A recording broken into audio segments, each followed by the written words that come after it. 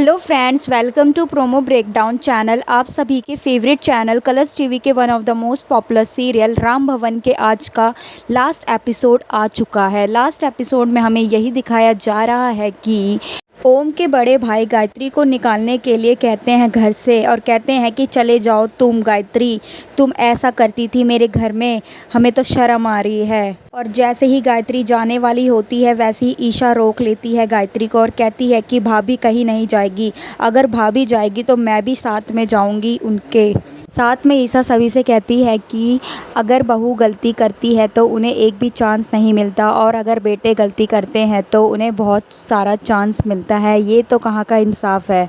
जिसे सुनकर माला भी कहती है कि हाँ ईशा ठीक बोल रही है, अगर गायत्री जाएगी बाहर तो हम दोनों भी साथ में जाएंगे।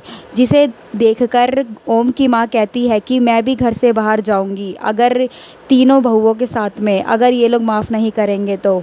तभी ईशा बेहोश हो जाती है और डॉक्टर को बुलाया जाता है तो डॉक्टर कहते हैं कि ये तो प्रेग्नेंट है। जिसे सुनकर सभी खुश हो जाते हैं।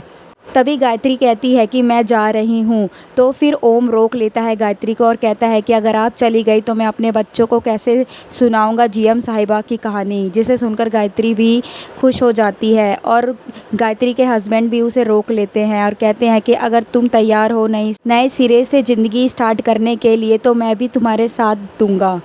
तभी ईशा की मम्मी भी आ जाती है और उसकी बहनें भी आ जाती है ये खबर सुनकर। तभी गायत्री उन लोगों के लिए खाना बनाकर लाती है।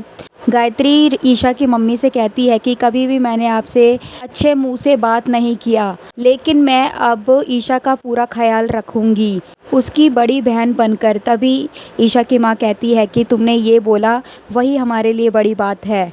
तभी ओम आता है और कहता है कि इन्होंने तो आज बहुत सारा खाना बनाया है, ऐसा लग रहा है कि हम ही प्रेग्नेंट है। तभी गायत्री ईशा से कहती है कि अभी तो और भी सरप्राइज़ देना है तुम्हें और उनकी बहन को बुला लेती है और उसकी बहन आती है। तभी ईशा कहती है कि माँ अब तो आप दीदी को माफ़ कर दीजिए। तभी माफ़ कर देती है ईशा की माँ।